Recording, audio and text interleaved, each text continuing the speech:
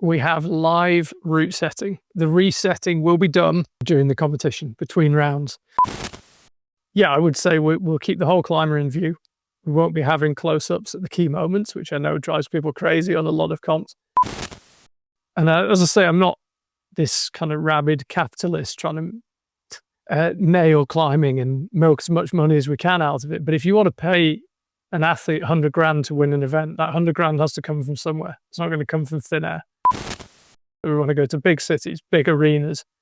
I want to go to Madison Square Garden. I'll throw that out there right now. I think we should be, we want to get in the Garden. We want to get in Wembley Arena. We want to be in Staples Center in LA. We want to go really big. Welcome to another episode of the That's Not Real Climbing podcast. I'm your host, Ginny, and I'm excited to introduce my guest for today, Charlie Boscoe. This is Charlie's second time on the podcast, and this time he's back with a big announcement. For those who aren't familiar, Charlie preceded Matt Groom as the IFSC / World Climbing commentator. This time, he's back to talk about the brand new competition series, Pro Climbing League.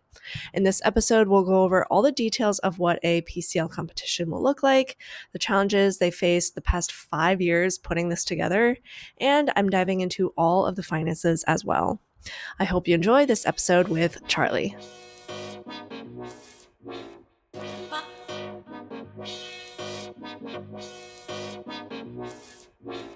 Please pardon this brief intermission, but I'm excited to talk about Mad Rock's newest and softest shoe yet, the Remora Pro. If you like being able to feel the chips you're standing on, and you like not having to worry about standing on sketchy volumes and competitions, then this is the soft shoe for you. They also have a crazy 3D heel that allows you to get more surface area when heel hooking, and inserts that lock your heel into the shoe no matter how hard you're pulling. Feel free to message me if you have any questions about the shoes or sizing, and you can use the discount code NotRealClimber for 10% off your entire Mad Rock order. Thank you to Mad Rock for helping to sponsor the podcast. Now back to the show. Well, how are you doing today? Any holiday plans for you? Yeah, a bit of skiing, bit of family time, friends and family skiing. That's about it. Pretty quiet Christmas. Just got back from the Netherlands, so feeling pretty worked. For work or? Yeah, we had a PCL test event. Okay. Yes. So is there like anything about that online, or is it like a download test event? Not at all. About the test event. Well, like, is it filmed anywhere, or is there any like video to see? We took some footage. Other media outlets were there. Red Bull were there. So no, definitely nothing secretive about it. It was at a place called Grip in Nijmegen on the German border. And it was great, super productive, but so busy, like, horribly busy, but that's fine. Did it go well? It went great. Yeah, we learned a lot. We were testing everything from format to route setting style, different camera setups. Yeah, it's great. Okay, we'll have a question about that later, so we'll definitely get into that. Yeah, sure. But yeah, before we get too deep into those things, for those who don't know you super well, what's your background in the comp climbing community? I started out in terms of comp climbing, working for Epic TV and presenting their Climbing Daily show. And I went to some World Cups and I thought, oh, this is cool. I like this. So I ended up getting a job at the IFSC. Since renamed World Climbing, I will probably make that mistake. Same, yeah. 10 times on this podcast. Okay. Yeah, ended up working at the IFSC for 5 years as their lead presenter and commentator on the World Cups, World Championships, Youth World Championships, anything they broadcast. I was talking over, and then stopped that in 2020 when COVID came along, and still do some freelance commentary. Done a couple of Arco Rock Masters, a couple of Red Bull Dual Ascents in Switzerland, and have also been working on the recently launched Pro Climbing League. I guess now that I think about it, did you leave IFSC / World Climbing to focus on the Pro Climbing League? No, I didn't. I think we talked about this last time, but I just 5 years just felt like a logical time to do it. It's a very tiring job, a lot of travel, time away, and I just felt like I'd kind of done it, and every season was still enjoyable, but it didn't have quite the same feeling of this huge challenge that it did the first year. I was kind of comfortable, and that has its place in life, but I just felt like I was ready for a new challenge. So I think that when I started at IFSC, I always had in the back of my mind that I'd do it for 5 years, because I started in 2016, and 5 years later would have been the Olympics, climbing's first Olympics. So it was always kind of this logical time to stop. And as time went by, it still seemed like the right time to stop. Mm-hmm. And then it was the right time to start actually looking into the pro climbing league stuff. That's when it started. Yeah, I would say looking into is the correct terminology. Okay, yeah. Which I think 5 years ago we thought we knew how to run a climbing league, and much of the last 5 years has been taking it up with realizing how little we knew then, and hopefully we know a little bit more now. But yeah, it's been a long process, much longer than I could ever have envisaged when we started out on it. But there's something great, there's something wonderful about the kind of naivety and optimism of just thinking we could start a professional climbing league. It can't be that hard. It turns out it is pretty hard, but you can do it if you keep going. Yeah, so for people who don't know too much about pro climbing league or haven't heard about it, I guess what's the gist of it? What's the overview? Okay, so the IFSC World Cups and the competitions they run are great. However, we just felt that there was space for something else alongside it. A new format, a new business model, a new way of broadcasting. Really, we took apart everything that currently exists in competition climbing, and we said, how could you make this better? And the Pro Climbing League is the result of that conversation. Now, without wishing to state the obvious, that conversation was pretty long, and it involved literally hundreds of people whose opinions we asked and whose advice we sought. But it is basically a new comp series with every element of what comps currently are studied and ideally made a little bit better, or at least tweaked. So it's completely different from what IFSC/World Climbing do, and it's designed to run in alongside that, but just offer something different to people. Is if it's going to run alongside IFSC, it's going to be like separate dates or like season from the world climbing season? I know. Maybe we just called it IFSC. Okay. No, I'm kidding. Next time. I'm trying to get into the habit. I'm trying. Yeah, we're going to have multiple events. So London on the 28th of February is the debut, but there'll be lots more across the States, Asia, mainland Europe. So there's a lot more events to come, but they will be outside the IFSC's season. Okay, that makes sense. So what will the format look like? Okay, so the format is head-to-head. And the way it works is that we have two identical boulders. So if I was competing against you, it's whoever gets to the top first is a winner. If no one gets to the top, it's who got to the highest hold. And if we both got to the same hold, whoever got there first is the winner. So head-to-head formats have sometimes had a hard time because people think it's speed bouldering. And Adidas Rock Stars, which was a good example of a head-to-head format, I went to several times, and it was fantastic. It was an amazing event. But they had a head-to-head boulder to finish, and they put a buzzer on top. And if you have a buzzer, you have to have someone who presses it. And if you have to have someone who presses it, you have to have someone who tops. And so therefore the boulders were generally pretty easy, and it was really who climbed it fastest. And we want to avoid that. It's not speed bouldering. It's hard climbing. It just happens that instead of you going, then me going, then the next person going, two of us are side by side. But it doesn't, it's definitely not speed bouldering. It's hard climbing, but with two climbers on the wall at the same time in a head-to-head format. How many boulders like per round, I guess? Yeah, so there are 8. This is per gender. 8 climbers per gender. You get paired up. So we have a seeding competition the day before. That's behind closed doors. That's not broadcast, but we seed the climbers the day before. So we get paired up. So again, for example, me and you would be paired together. By the way, we have a men's and a women's categories. It's not mixed, but for the purposes of this podcast, we would get paired up and we would compete on a best of 3 boulders. And whoever wins 2 of the boulders progresses to the semi-final. And then the semi-final is just 1 boulder. So you'd be head to head against whoever. So if you won our pair, for example, in round 1, you would get paired up against the winner of another pair on the semi-final. And that basically determines who's going to go into the small final, 3rd, 4th run, and the big final, which is 1st and 2nd. But they're different boulders. Obviously, you have the 3 boulders in the qualifying round. The semi-final is then a different boulder. The small final is a different boulder.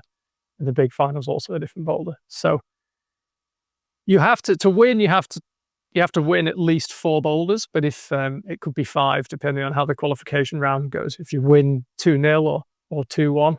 Okay. Is qualification and semis and finals all like in a row, like on the same day? Yeah, it's all in one event. So we'll do one gender's qualifying round 1, another gender, and then all the knockout rounds. So, for example, it'd be the men's semis, then small final, then big final, and then it'd be the women's afterwards, women's semis, women's small final, women's big final. Do you need like a ton of wall space? Like it's all going to be set at the same time? Or we have live route setting. Oh, wow. So the resetting will be done during the competition between rounds, which, as I'm sure you are currently contemplating, involves quite quick changeovers.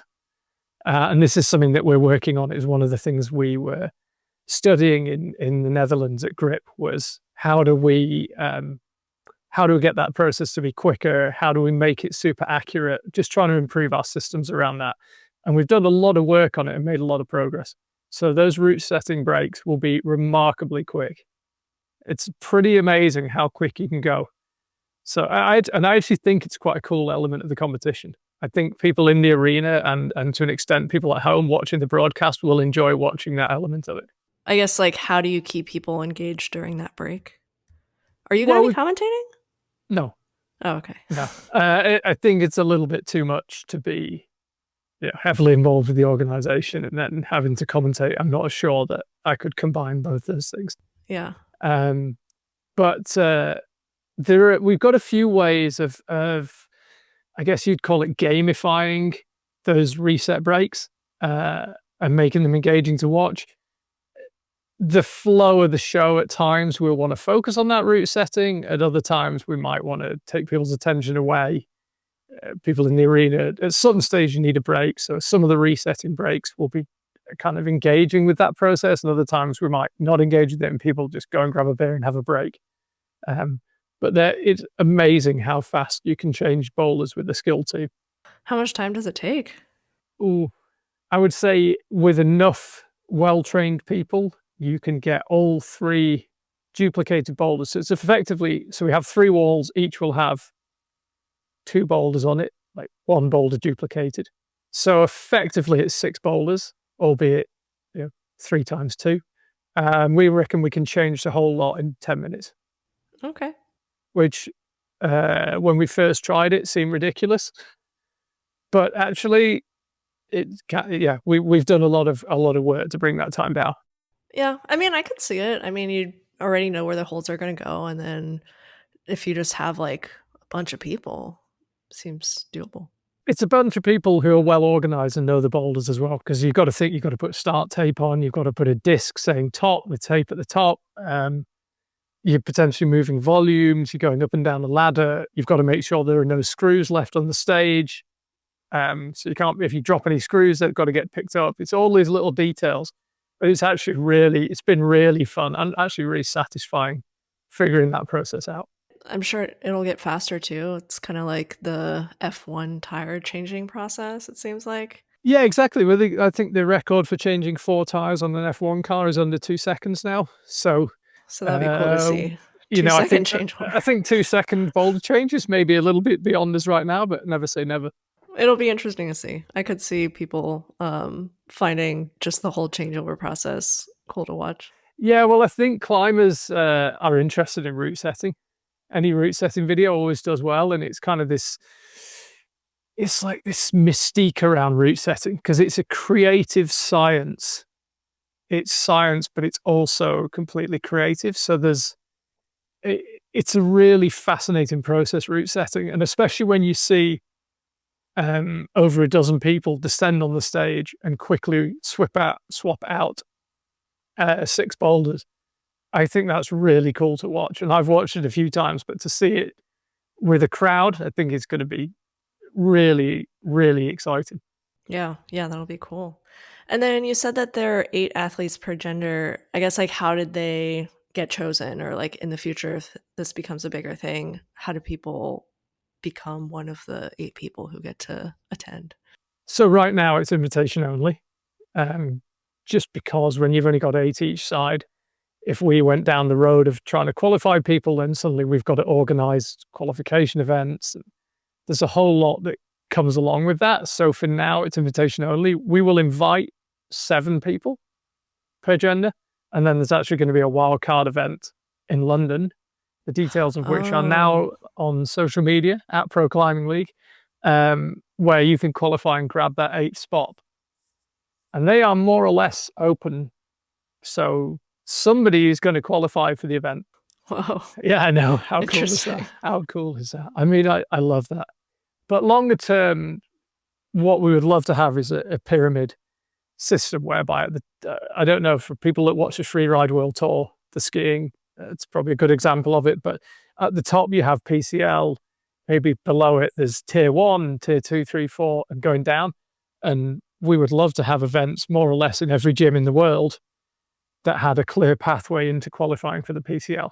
Oh. So kind of like you have in European soccer, if you play in the North London Sunday League or whatever, in theory, if you keep getting promoted, you keep winning the league and you keep going tier by tier, you can end up in the Premier League.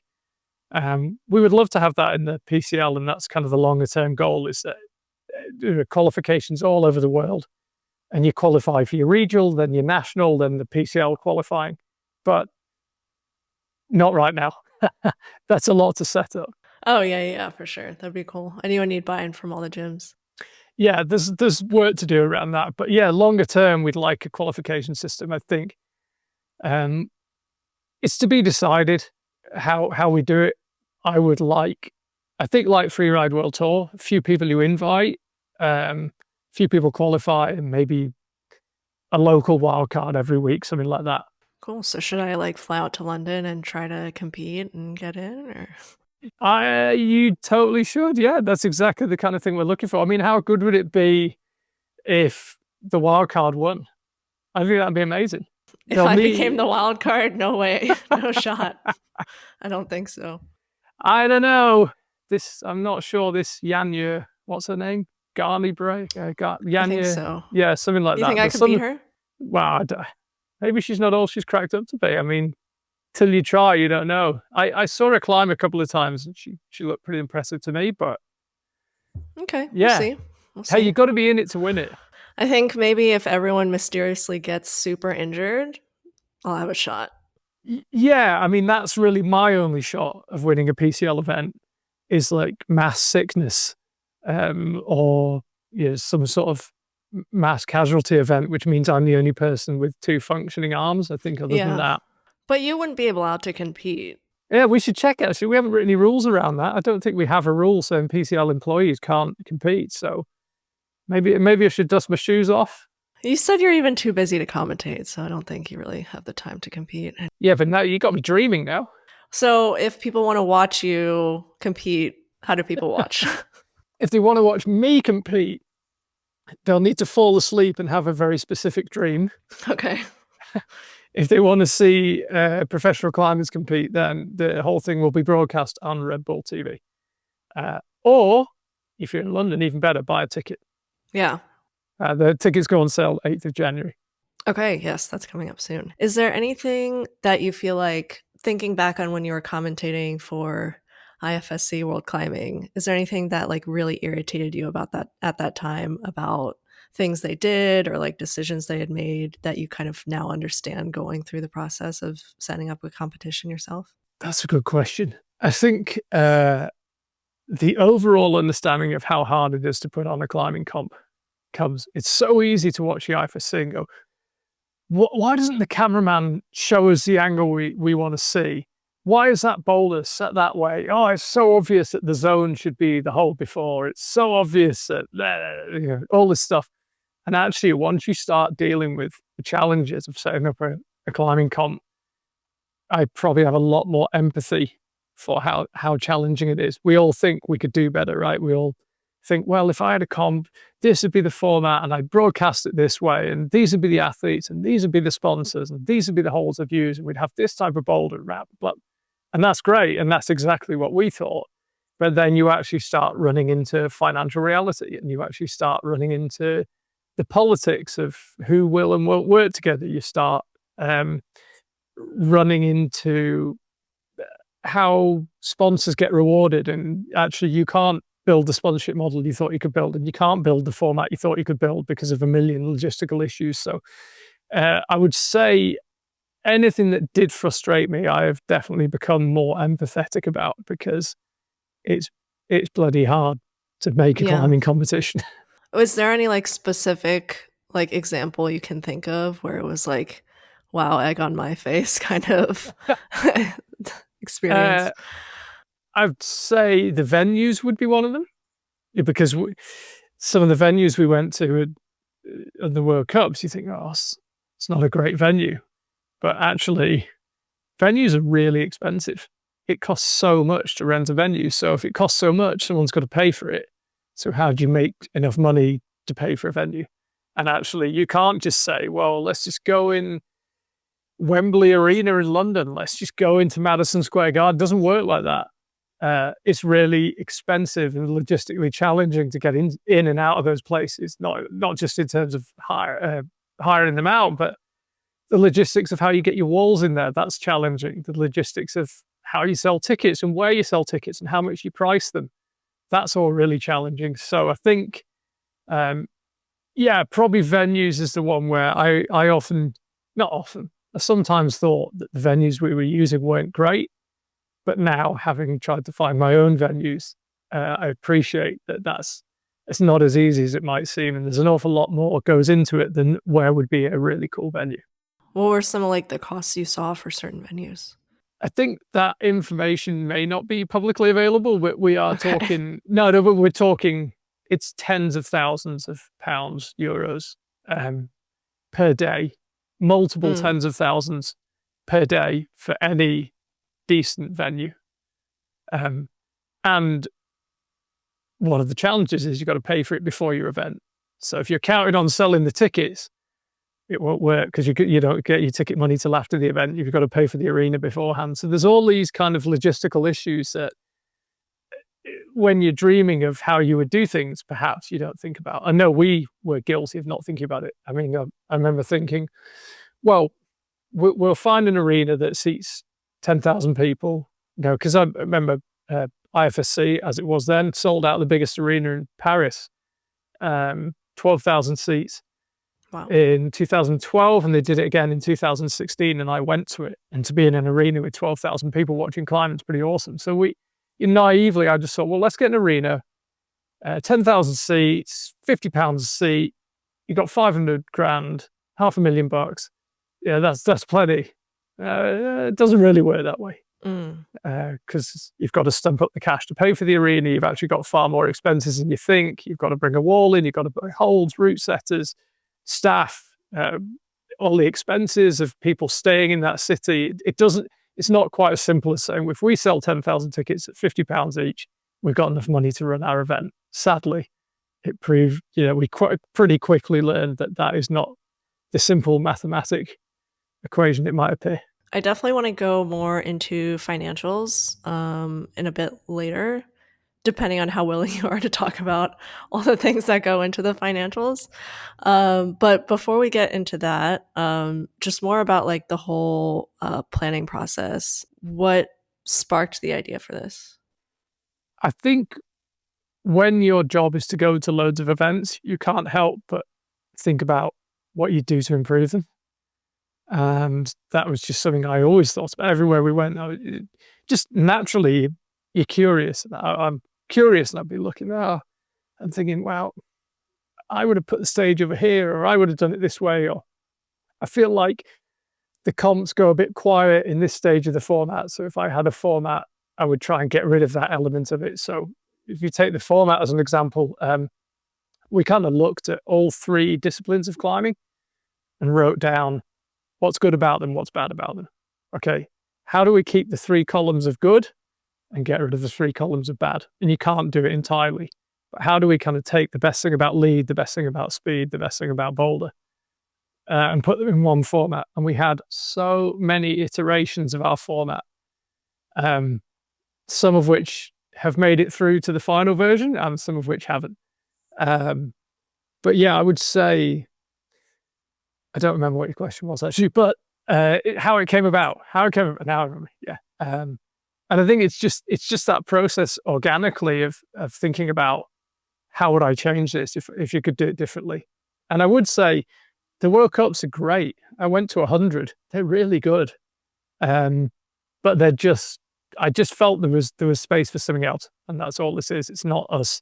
It sounds like I'm kind of finding fault with the World Cups. It's not that. It's just saying, if I had a blank slate, which obviously IFSC don't, because they're an established organization who are tied into member federations and the International Olympic Committee. But if I had a blank slate, what would I do?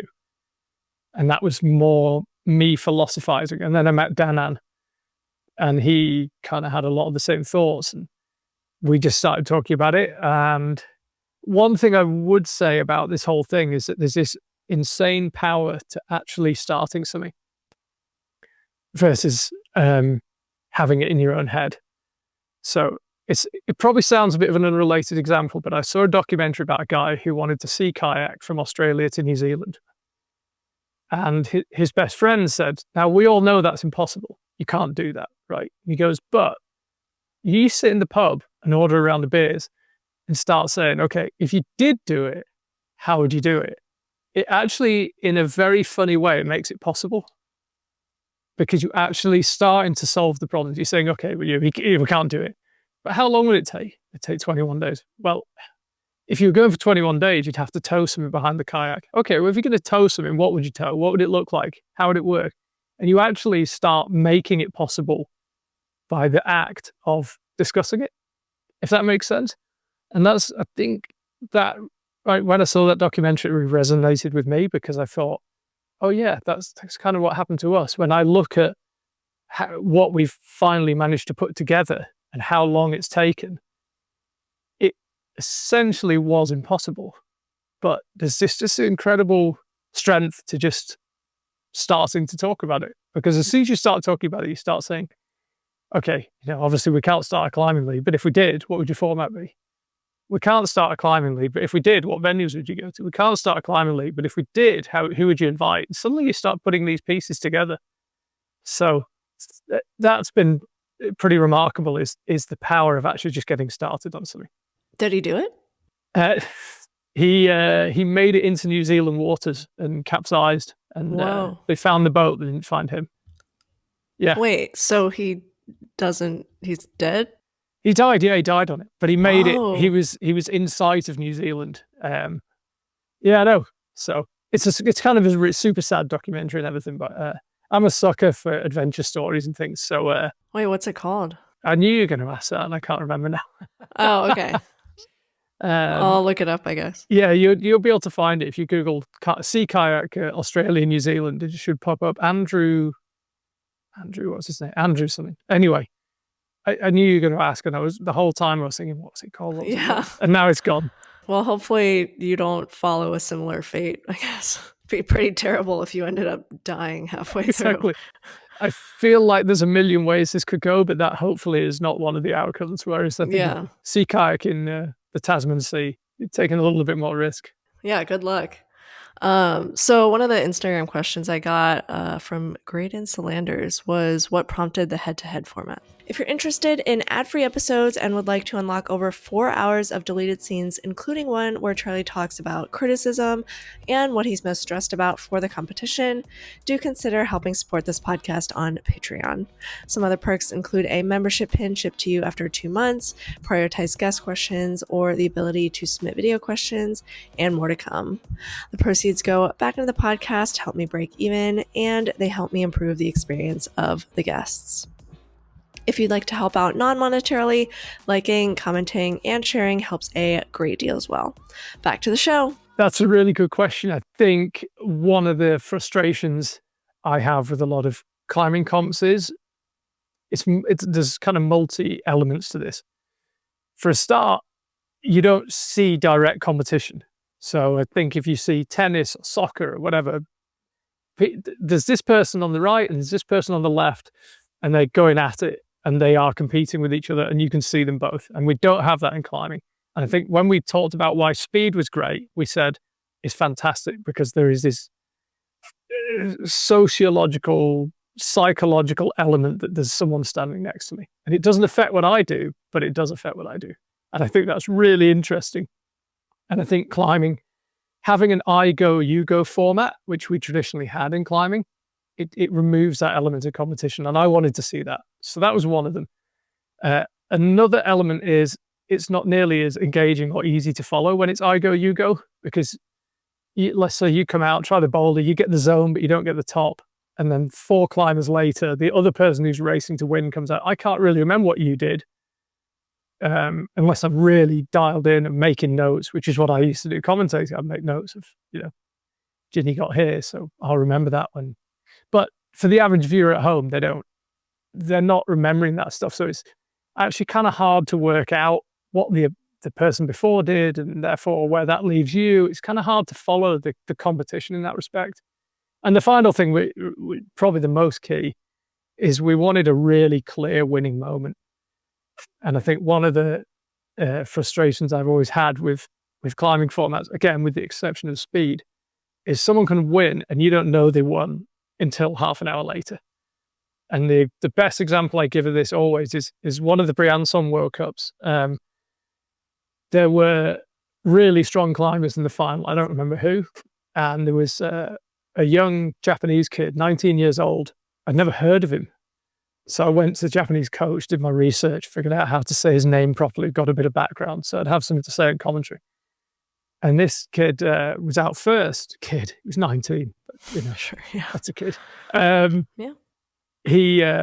He climbed, and obviously I said, here he is, talked to his coaches earlier, gave a bit of background, did my best to commentate this guy and respect his achievement to get into the final, but didn't really give him like a big intro or make a big deal when he fell off. Anyway, the final goes on. It turns out he won. But by the time he won, he climbed an hour ago. So he had a winning moment that was an hour old. So it was really, I really wanted to solve that winning moment thing. I wanted you to sit at home and go, I can see my screen, so I know that that person is winning. They're winning because they're ahead of the person next to them, and therefore they win. I wanted that kind of clarity in that big moment. So that's kind of where head-to-head came from. And I know head-to-head at times gets a hard deal, but it's hard climbing. They're just next to each other. Does it get like criticism? I haven't heard any. A few people have said to us, well, I just don't want this to be speed boulder, which I get. I don't either. I didn't know that's like the main thing that people would think of. I never like thought it would become speed based. Well, the problem, at a very basic level, if I get there first, I beat you. So there is an element of time. But then what's interesting is when you actually start doing a little bit more of a deep dive into this stuff, time corresponds very closely to attempts. So traditionally we measure attempts, whereas we're going to place a bigger focus on time. But actually, the results are pretty much the same whether you measure attempts or time. Like if you can like go faster, but you have to rest if it's like hard and you fall off. Exactly, yeah. There's a pretty close correlate. Basically, whether we measured attempts or time, 99% of the time, the result will be the same. Yeah, excited to see. Another audience submitted question related to this. Did you consult with athletes when developing the format, and what did that process look like? We did. We didn't go out with a kind of formal questionnaire. I just called up athletes I know and got their take on it. And very luckily for me, having worked on the World Cups, I know some pretty good climbers. So they're kind of well-qualified opinions. But yeah, we were really wanted to deliver for the athletes. I think one thing that's really clear is the athletes have to enjoy this. There's no use saying to them, trust us, this is the best format. I promise you, maybe you don't like it, but I promise it's for the best. There's no use. They've got to love this. And I understand it's new. And so you might come in with a raised eyebrow and think, oh, I wonder what this is all about. But every climber who's actually taken part in the test just loved it. So yeah, we did. We consulted a lot of the world's best athletes to make sure that they were good with the format. And we scrapped some ideas based on what they said. What got scrapped? So I had a format, and I will die on this hill. I still think it would have been awesome. I think the finale of the comp should have been a high ball boulder over a foam pit. So you get the cool thing about lead is the last minute of an attempt, right? Because they're just flamed and they're just living move to move, just about hanging on. That's the best bit of a lead attempt to me. The first 2 minutes is kind of ho-hum, but when they're really starting to scrap, that's great. And so I thought, could you have a side-by-side boulder that's, 8 meters high? So it's long. We're talking, my math isn't very good, but maybe 20 moves, something like that. And so you basically take our format and put it on a high ball boulder as a great finale. And I just imagined like Madison Square Garden, and you got this big wall jacked up high above the crowd with people unroped 8 meters above the foam pit. I think that would have been awesome. A lot of athletes didn't like it. Oh, really? What were their reasons? That also sounds like a financial issue. That's way more expensive. With the benefit of hindsight, that financial issue might have become a clincher. But at the time, we were dreaming. Yeah. They had safety concerns over it. Even though I actually went to a place with the foam pit in Montana, and you can land in the foam pit head first. You can't tell. Like the airbag system. Airbags aren't good. So people have tried comps with airbags, but the airbag's pretty hard when you hit it from 8 meters. So no airbag, but a foam pit. But yeah, a risk of injury. I think there was a feeling that it was a bit gimmicky, which I don't think it was, but that's fine. That's why we called the athletes, is to say, what do you think? And if they say, we don't like your baby, which is effectively what their feedback was, and you just got to stomach it. And actually, I think logistically and in terms of credibility, if you go out to the climbing world, you say, oh, we're going to do a high ball above a foam pit. It does feel a bit like a gimmick, maybe. But if that happens in the future, you'll know it's because I got my way. And I managed to convince enough people that we should do it. I'll die on that hill. I would love the high ball. But that's a classic example of something where I thought particularly it was awesome. Some people pushed back on it, especially the athletes, so we scrapped it.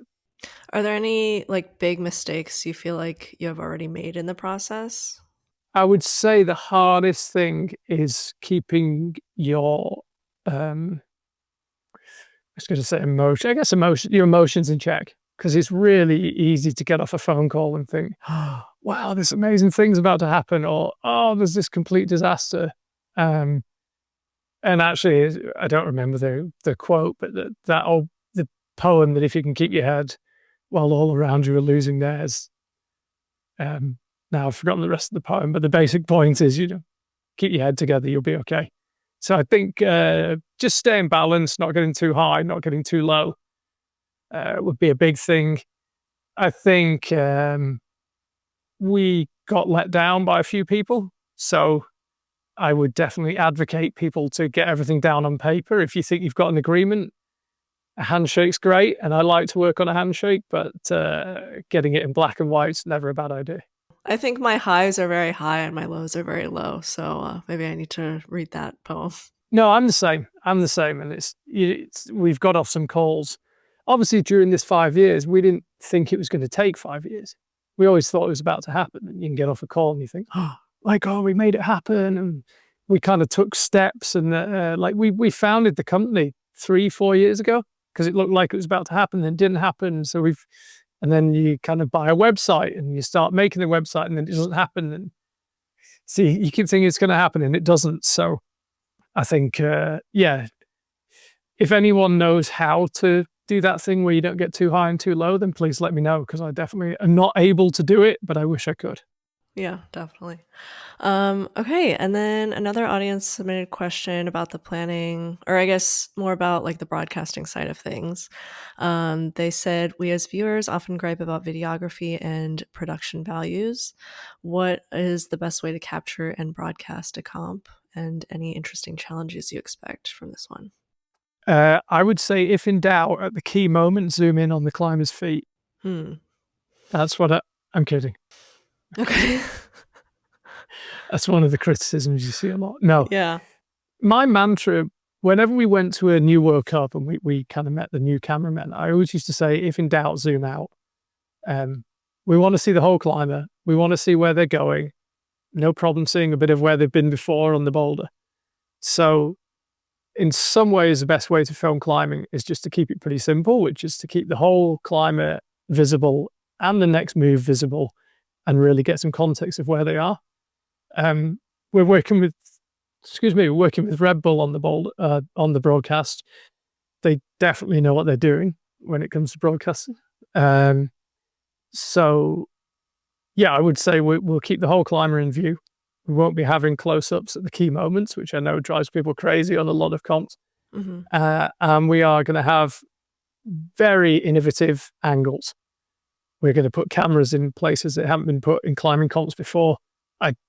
We've spent last week testing a lot of this, so I'm super excited to talk about it, but I have to kind of leave that to Red Bull. But suffice to say, we won't be cutting away at the key moment to show a close-up. And we have better angles and better quality broadcast equipment than you've ever seen in a comp before. How's that?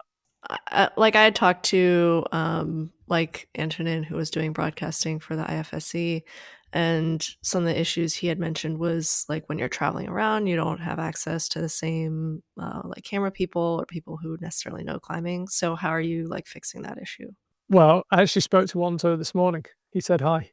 Yeah. The way, for London is simple enough, because Red Bull are bringing their production team, and going forward, that will likely be the case. So, okay. Are they all around the world? Yeah, they have the means to produce a broadcast of comparable quality anywhere in the world, pretty much.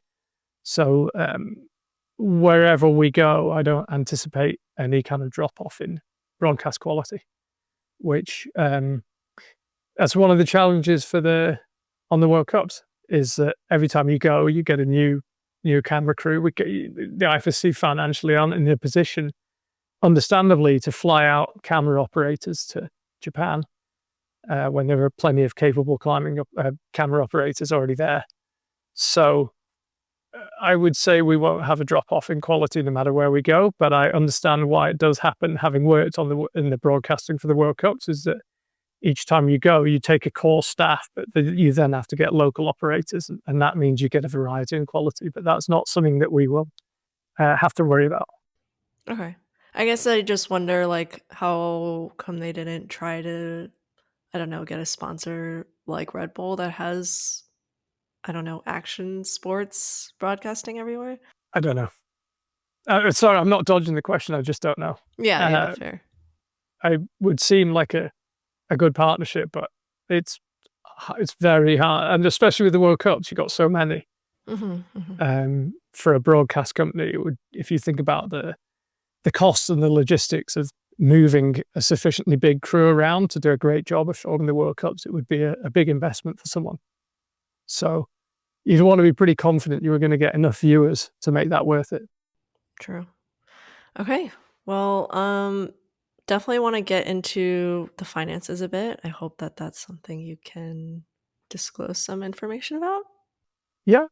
So how did you get financing and sponsors for this event? League. Yeah. Yeah, sorry, I shouldn't say event. No, it's fine. It's fine. It's a slow process, I would say. I think once you land one, it's a lot easier, is one thing I would say. One thing that I think we've got in our favor is we have a good contact list in the climbing industry.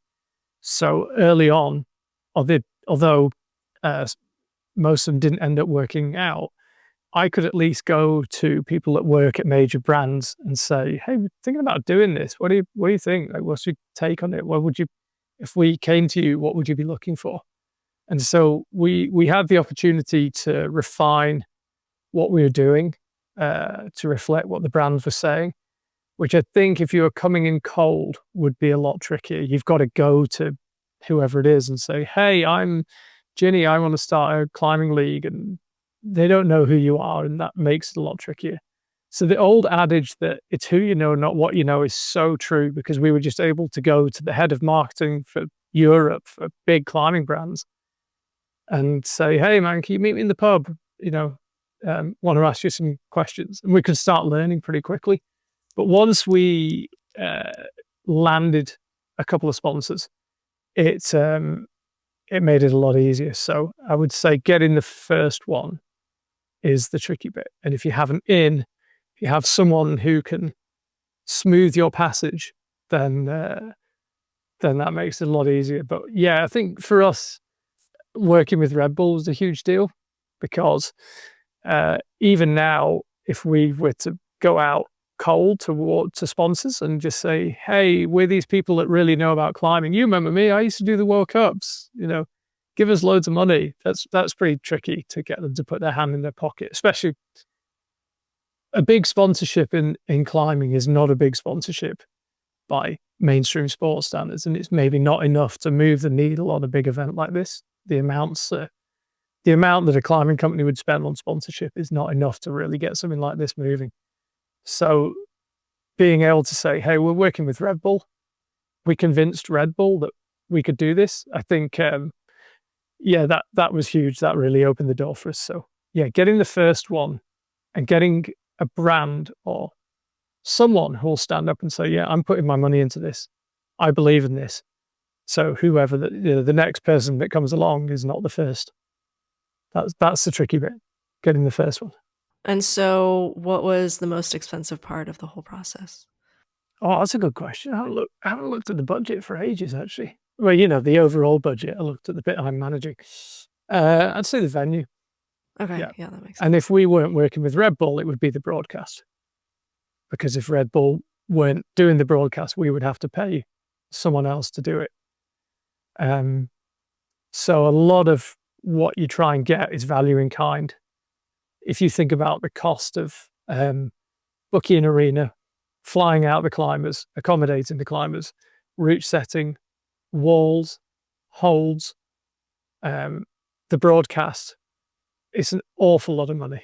So if you can get someone who says, "I'll give you the walls in return for sponsorship. I'll do the broadcast for you in return for sponsorship," that's when it starts to become possible. If you tried to get climbing brands to sponsor it, pull all that money together and then paid for it all, you would be at 10% of the amount of money you need. Yeah. So yeah, I'd say getting people to provide things in return for a sponsorship is the way it works. By the way, we're still looking for a sponsor in some fronts. If any hotel in London thinks, "Oh, you know what, this sounds great, I'll give you 50 hotel rooms." No. Oh, that'll be a tough one. Are you willing to give like an overall cost of the whole, like even just running this one event in London? No. Okay. I don't really know why. I don't know why. I just feel It feels weird, I know. Yeah, it just feels weird. Talking about money, I hate talking about money. No, I hate talking about money. You know what I mean? It's always But everyone awkward wants to talking about know, money. It's hundreds of thousands of dollars. Yeah, it's a lot of money. It's more money than I've ever seen, that's for sure. And I got to say, this whole thing would be easier if we were just rich. Of course. Because if you could just launch your event and not have to go, because what we were doing was we're saying, okay, so we think we've got this. So if we can convince, we think we've got A. So if we can convince B that A are on board, then B will sign up. And if B signs up, we've got A and B, which means that C, which we really need, then believes in it. And so you're always kind of spinning plates and trying to get enough people to commit that the next person commits. And then eventually you kind of hit critical mass and you think, oh, we actually have enough to make this happen. But if any one of those people pulled out, you're kind of back to square one. If you just had a pot, if you had a pot of money, it would be so well. It would be easy because of course. But it's it makes me realize. You look at. I was listening to Donald Trump the other day, and he's talking about how he's a self-made man, except that his dad gave him $1 million. No, yeah, exactly. And you think, well, if someone had just given us $1 million, we'd have been rolling 3 years ago. Mm-hmm. So yeah, it would be a hell of a lot easier if you had a ton of capital behind you. But when you don't, and you're kind of doing it from a standing start, it's definitely tricky. And it is. It's if with a lot of it for us, obviously, is value in kind. So what we actually spend on this event won't be the total cost because people are doing things for free in return for being associated with it. But it's hundreds of thousands of dollars, multiple hundreds of thousands. So that's a lot of money for me. It's a lot easier to make money when you have money. Yeah, although according to Trump, he's a self-made man. It's just that $1 million just to get him off the ground and the private school. And when his dad died, he inherited $280 million more. But apart from that, self-made man. Yeah. So what do you think you would do with $1 million? How would you make this event amazing if you had $1 million? I think what you can do when you've got money is you've got more certainty. Oh, for sure, yeah. Because as I said, when we were putting this together, you got A, you got B, got C pulls out. So then A get cold feet, they pull out. So you've only got B, and now B is shaky. So you've got to go and get D. You're kind of juggling all this stuff. And we were always absolutely straight with people. But to some extent, you are kind of putting it together piece by piece. And you're absolutely relying on that first person who said yes to stay yes. And if they change their mind, which did happen to us, you're back to square one. So I think if you had the $1 million, it's not even that we'd be doing it differently. It's just years ago, we'd have just had that certainty where we just go, okay, we're good. We pay ourselves a salary, so we don't need another job. We can book the arena. If we lose money on the event, well, that's okay. We've got our money. We can't lose money on the event. We've got a business to run, and it has to function. So it would just give you that certainty, I think, would be the big thing. People always ask, like, oh, what would you do if you didn't have to worry about money? Or like, what would your work be? And I always say that I would just like run unprofitable businesses that are just like so fun. Yeah, exactly. It would just be so fun. I would just want to put on like the most fun event. Yeah, exactly. And I can dream. It's kind of hard for us because we've always, sadly, in the intervening 5 years since we started talking about this, we haven't run into $1 million. So we've always been doing it without this lump of capital that we bring. We've always been doing it with the help of companies supporting us. So I've never really imagined what we would do if we had a massive pot of money. So another audience submitted question from Instagram from climbing GGGGGB. I think something a lot of people are wondering, what will the prize money look like? I'm not sure if that information is publicly available yet. I've got to be careful because we've released some information, but not all information. The one thing I would say is it will be very, very high by the standards of climbing competitions. Definitely more than double what you win in your average climbing competition, your average World Cup. And the other thing I would say is big prize money is the kind of first thing we want. One of the first things we want to achieve with the league is we want really big prize money. That's not because it's appropriate that you get really well paid. You're performing at an elite level of something. And if the industry is big enough to support that prize money, which it is in climbing, then you should make a lot of money. And I think if you look at surf, skate, smaller, but similarly kind of niche, slightly outside the mainstream sports, type sports, they have $100,000 for a win in their equivalent of the World Cup. And I think that's entirely appropriate. And we'd like to get there sooner rather than later. So paying the athletes more is a huge priority for us. And it'll be, by climbing standards, very, very good prize money in London, but it's going to scale quickly.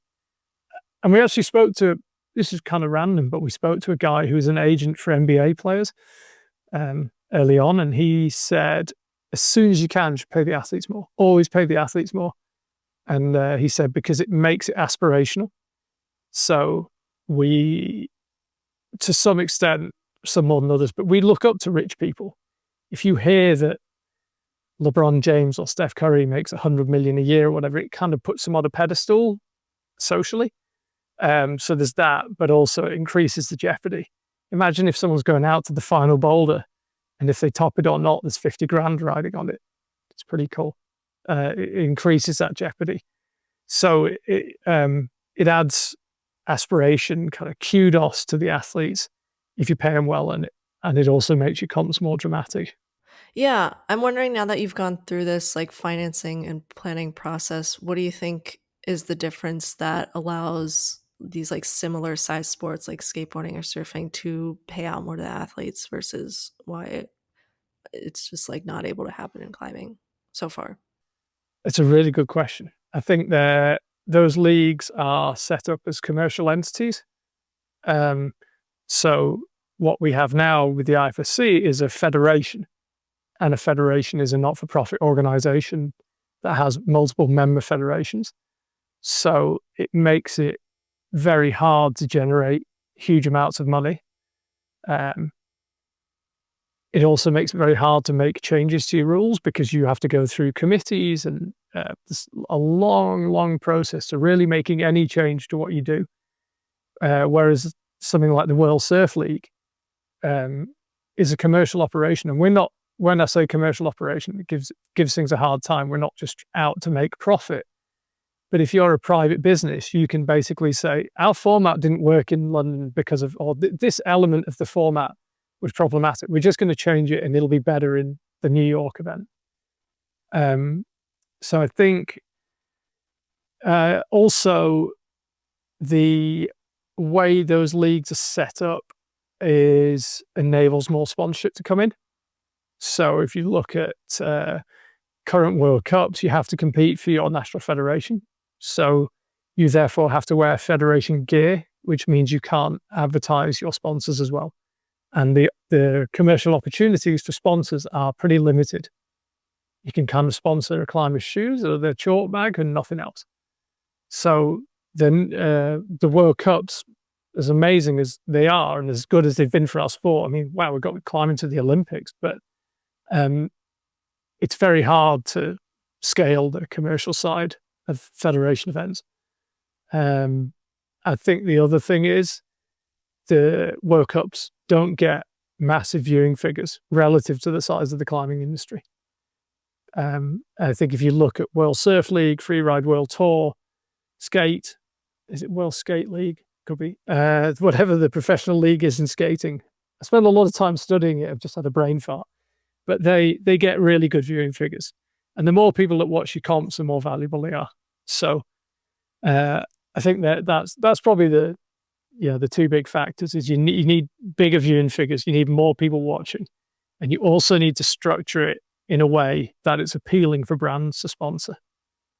And as I say, I'm not this kind of rabid capitalist trying to nail climbing and milk as much money as we can out of it. But if you want to pay an athlete 100 grand to win an event, that 100 grand has to come from somewhere. It's not going to come from thin air. Mm-hmm. Someone has to put that in because it has to be worth 100 grand for them to sponsor the event. So yeah, you need more viewing figures and you need more commercial opportunities. But we're always conscious that we don't ever want this to feel like it's just a commercial. It's got to be done subtly, and we'll happily leave some money on the table to maintain the quality and the sanctity of the event. So it's a constant balance. Yeah, I think it's hard when so many climbers like actively hate competition climbing. I don't really know where that even came from. Yeah, it's an interesting thing, isn't it? It's very unusual. It's we have, okay, the numbers vary, but I think as a conservative estimate, there are 60 million climbers in the world. And if you look at the viewing figures for competitions, it's a very small percentage of that, like less than 1%, which is incredible, really. There aren't many sports where 1% of people who do that sport watch it at its highest level. That's very, very unusual. Maybe, I don't know every sport in the world. I'm inclined to say it's unique. Yeah. But there may not be another sport where that's the case. Yeah, and I understand it. I know I've worked on World Cups. I'm thinking, this is amazing. If you love climbing, you've got to be watching this. There are other World Cups where it's not amazing. And not all our events are going to be exceptional, but you're going to have some are better than you watch soccer, you watch NFL, whatever. Some games are better than others. That's fine.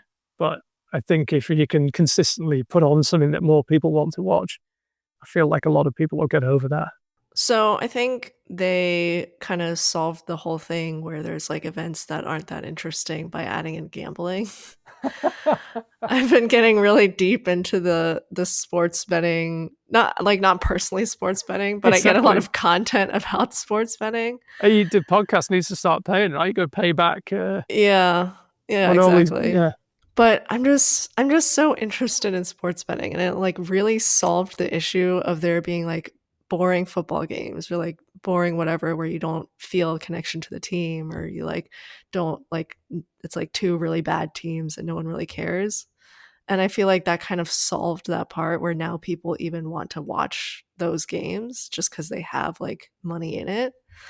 So I really want to bring gambling into climbing. I don't know. On the face of it, I'm not adverse to it, but I'd want to take a pretty long, hard look at what that would really look like. I guess it is terrible, but man, it sure would work. Oh, it works. Yeah, it works. But I mean, in Europe, we've had legalized sports betting forever.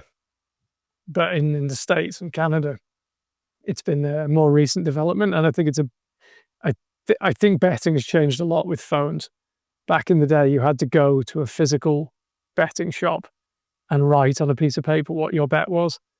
With a phone now, it's completely instant. And I don't think it hasn't quite bottomed out how that's going to work long term and what the pluses and minuses of it are. But yeah, who knows? I'm definitely never say never, for sure. But I'd want to do some investigation. Yeah. If someone wants to figure this out with me, totally interested in. Are you into sports betting? No, I've never tried it. I think I'm in California and I don't think we're allowed to. I like really wanted to try out when you get like the new bets, they have like the like new sign-on opportunities, and I really wanted to try it out, but I think it's not legal in California. You know, I love the NFL, and when I go and watch the NFL in the pub or at someone's house, whatever, everyone I know gambles on it. And it's great because I get to live vicariously through them, but it's never my money at stake. Yeah. But I still makes it exciting. Yeah, but I can totally see how you end up spending a load of money on that. Mm-hmm. Yeah.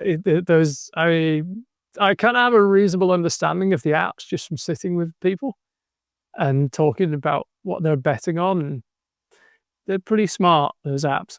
They're pretty good at making you spend money. So yeah, it's a super interesting area for sure. I've even seen videos. I don't know like how real this is because I never actually saw it in person, but I've seen videos where there's like a website where you can bet on games that not even like very big games, just like random sports games, or like I saw one where you could bet on like a high school football game or something like that. Thing is, it gets a bit sketchy because you get match fixing. You get fixed results because if people aren't getting, unless they're making NFL, NBA money, people are really susceptible. I think tennis had a problem with this a while ago, where if you weren't in the top 20 in the world, you could really use an extra $100,000.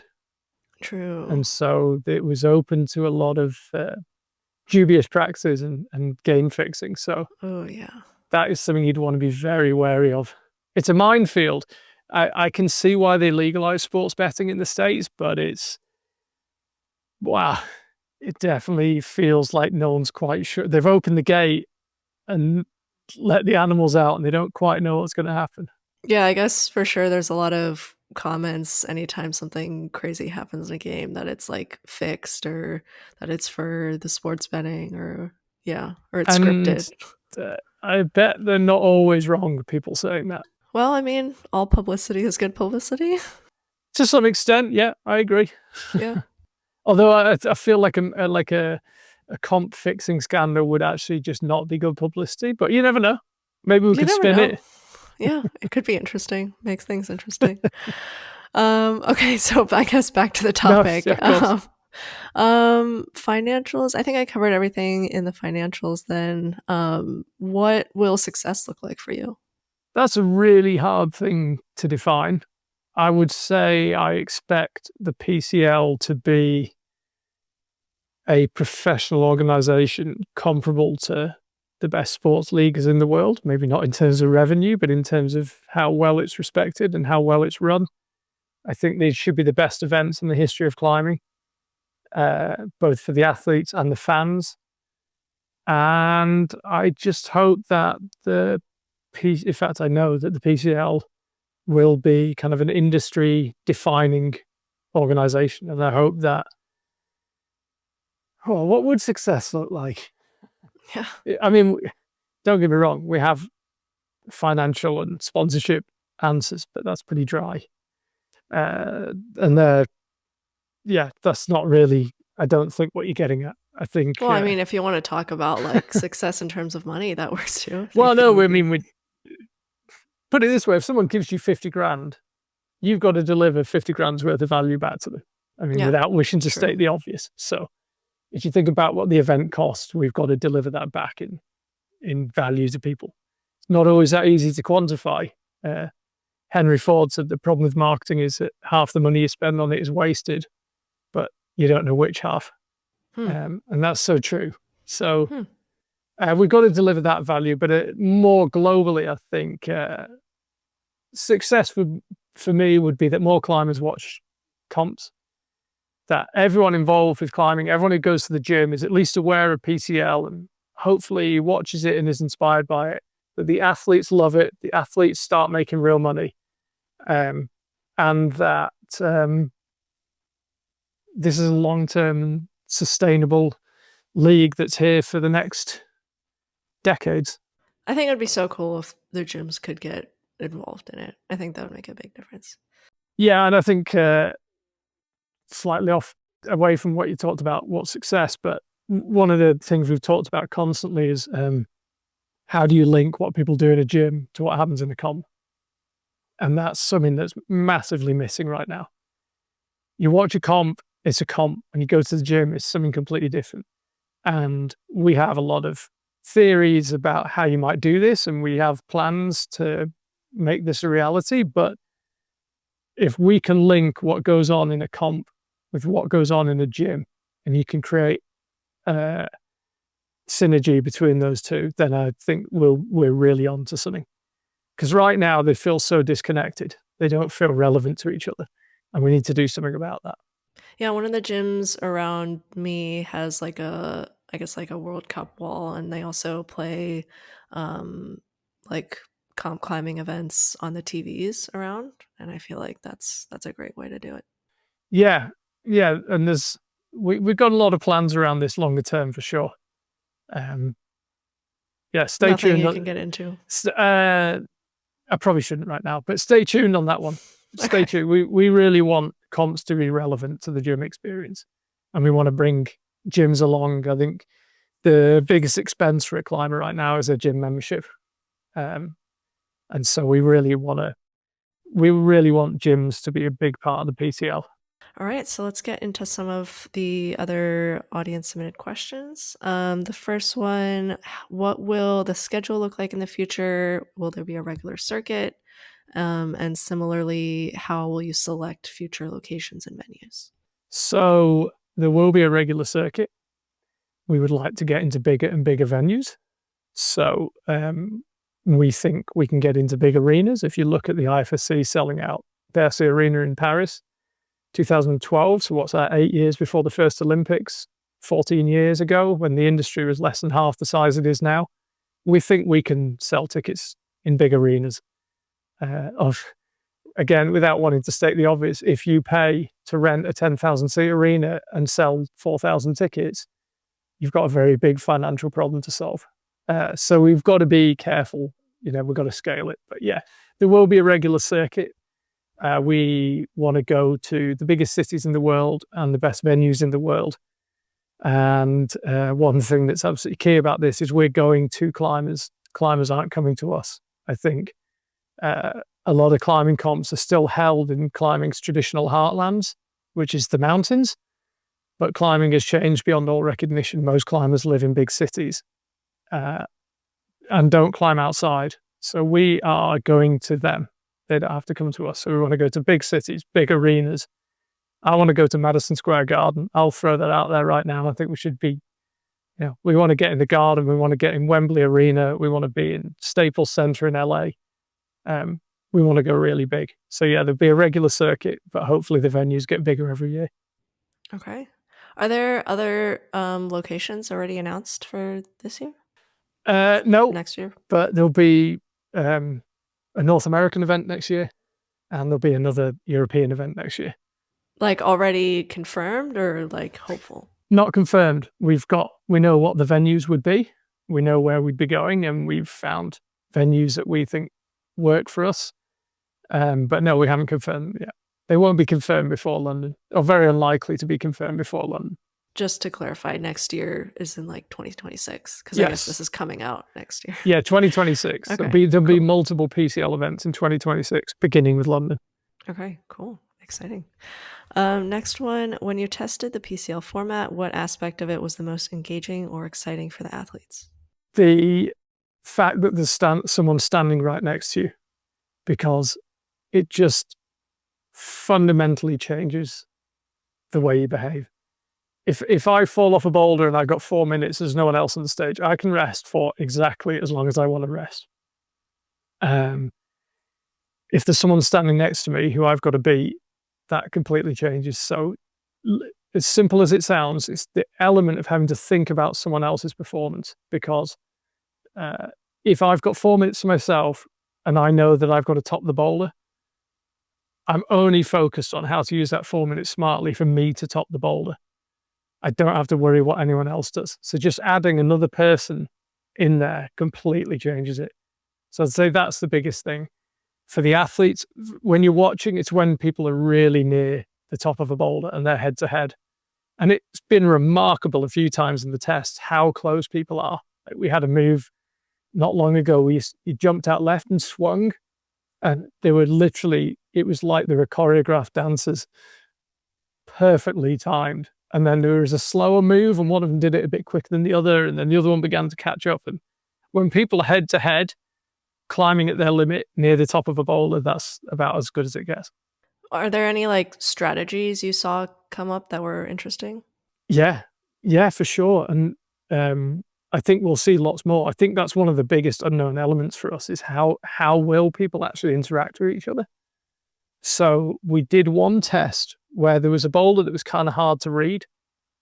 And one of the people, so the pair run out, one of them just stepped back and watched the other person climb, which is so cool, because if the guy who's on the wall actually does it, you just look like an idiot because you just stood there. But you might glean this information that then enables you to do it. So we really want to see that interaction between the climbers, and we want to see tactics. You see it in every sport that your opponent does one thing, so you react this way. And we want to see that. I think that's massive for us. And it's really, I can't even predict how people will interact with each other. I just know that they will. And I think I did the Red Bull dual ascent. There wasn't one this year. Anyway, the last 2 years, whatever. And looking across at your opponent is just this whole different world. And yeah, people do get tactical. And we encourage that. And I'm looking forward to seeing the world's best climbers under that kind of pressure. Yeah, that'll be interesting to see. Last one from Instagram. Will you use adjustable walls like last week in grip Nijmegen? No, Sorry, is that terrible? no, I had to ask a few times. Apparently it's pronounced Nijmegen. Nijmegen. Or can I ask it again? You know what? Never mind. It's fine. It's fine. I haven't heard of it before. It's fine. Yeah, I've butchered me. You've had Matt Groom on here. Me and Matt between us have butchered enough names. So I thought this was like, okay. For some reason I read this and I was like, that sounds like a Japanese thing. No, it's in the Netherlands. Apparently it's a very nice city. We were there a week. I never went to the city once. I just drove back and forth from the hotels and the gym. But that's fine. Yeah. So was that where you did the test event? Yeah. So there's the biggest gym in the Benelux region is called Grip in Nijmegen. And it is a fantastic facility. And so we did the test there. Yeah, on the adjustable walls. Let's have to watch. Okay. Sad. Let's just say there's probably a reason why we went and did the test at a place with adjustable walls. I guess what does adjustable walls look like? Like just the angle? Or Yeah. You can change the angle. Like a board? Yeah. But then we're not using boards. Okay. I'm not sure what we can say about them. I don't know what's out there and stuff. But put it this way, I wouldn't have flown to the Netherlands to test it on walls that can be adjusted for no reason. Okay. Good to know. And I only got back not last night, the night before. So it's definitely feeling a bit second best, but it was worth it. That we'll be very creative with the route setting and the competition. Let's say that. Well, I don't know how this person saw that, but is there video online of this event, the test event? Yeah, there's some. You have to check. If you have a look at Grip Nijmegen, yeah, it's fine. I had no idea. I mean, where does the J come into it? Why is it? Yeah, I have no idea. The whole week I was trying to read Dutch. I speak a bit of German, but Dutch is a mystery. Anyway, if you go on the Grip Nijmegen Instagram socials and stuff, they've got some stuff, and over the next few weeks you'll see a bit more from us and from Red Bull. So yeah, there'll be bits and pieces coming out from that. Cool. Yeah, I'll have to take a look at that. Okay. Well, I think that covers all the questions then. Thanks for joining me again for the second time. Anything else that you want to let people know about, or thoughts on the whole 5 years of planning? Hard to believe it's been 5 years. No, I would say I would say to people, just be excited, help us out, support us, let us know what you think. We're not standing here saying we've got all the answers, but we're trying our very best to make this the best thing that's ever happened in climbing. So if you're in London, come along. Wherever you are, sign up for the socials at Pro Climbing League. Go to proclimbing.com, sign up for our email newsletter. Just support us, like our posts, tell us what you think, buy a ticket, get behind it.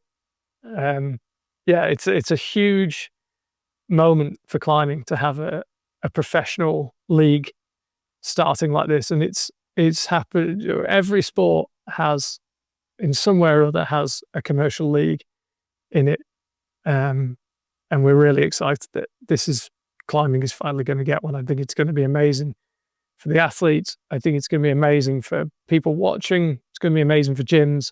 I'm excited. So get excited, help us out. Awesome. Will be cool to see. I'll leave all of that in the description below as well. So yeah, thank you again. It was a good talk. Thank you. Thank you so much for making it to the end of the podcast. Don't forget to like and subscribe if you enjoyed. Otherwise, you are a super fake climber. If you're listening on a podcasting platform, I'd appreciate if you rate it 5 stars, and you can continue the discussion on the free competition climbing Discord linked in the description. Thanks again for listening.